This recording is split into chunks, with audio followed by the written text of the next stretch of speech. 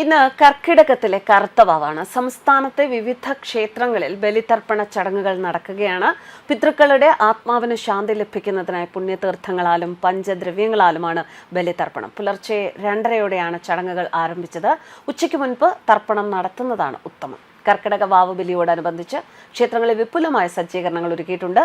സൂര്യന്റെ ഗതി അനുസരിച്ച് ഉത്തരായനത്തിൽ സൂര്യൻ ദേവലോകത്തിലും ദക്ഷിണായനത്തിൽ പിതൃലോകത്തിലുമാണ്. ദക്ഷിണായനത്തിന്റെ ആരംഭമാണ് കർക്കിടക വാവ് എന്നാണ് വിശ്വാസം.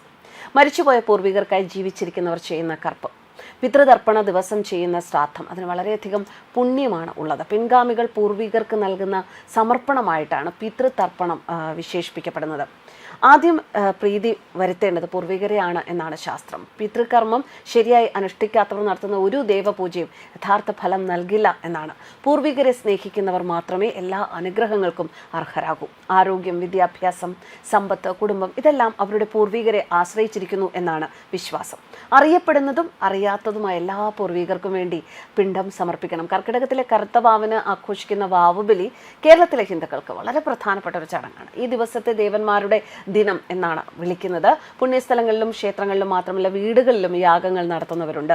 ബലിതർപ്പണം, പിതൃകർമ്മങ്ങൾ ശരിയായി അനുഷ്ഠിക്കുമ്പോൾ നമ്മുടെ ശരീരത്തിലെ പിതൃകോശങ്ങൾ സംതൃപ്തരാവുകയും നമുക്ക് അറിവ്, ആരോഗ്യം, സമൃദ്ധി എന്നിവ നൽകുന്ന അനുഗ്രഹങ്ങൾ ലഭിക്കുകയും ചെയ്യും എന്നാണ് വിശ്വാസം. പിതൃതർപ്പണത്തിൽ അരി പാകം ചെയ്ത് ശർക്കര, തേൻ, പഴങ്ങൾ, എള്ള്, നെയ്യ് ഇതെല്ലാം ചേർത്ത് കുഴച്ച് ഒരു ഉരുളയായി ഉരുട്ടി പിണ്ഡമായി സമർപ്പിക്കുന്നു. ഇതിനെ ബലിതർപ്പണം എന്നാണ് വിളിക്കുന്നത്. ഒരു കൈയിൽ 3 ദർഭ ഇഴകൾ കൊണ്ട് കെട്ടിയ ഒരു പവിത്രം കയ്യിൽ അണിഞ്ഞു വേണം ബലിതർപ്പണം നടത്താൻ.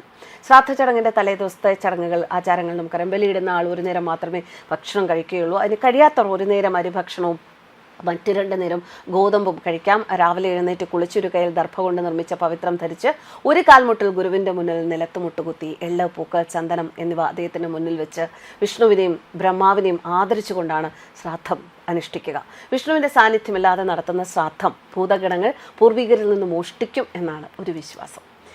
മരിച്ചുപോയവരുടെ പൂർവികരുടെ രൂപം മനസ്സിൽ സങ്കല്പിക്കുക. ഒരു ഉരുള ഉരുട്ടി അതിൽ എള്ള്, പൂക്കൾ, ചന്ദനം, ഒരു നൂല് എന്നിവ ചേർത്ത്, നമ്മൾ ഉടുത്തിരിക്കുന്ന വസ്ത്രത്തിൽ നിന്ന് ഉള്ള ഒരു നൂല് ഇത് ചേർത്ത് ഈ ഭക്ഷണം സ്വീകരിക്കുക. തൃപ്തനാകുക, വിഷ്ണുപാദം പുൽകുക എന്ന പ്രാർത്ഥനയോടെ വേണം സമർപ്പിക്കുക.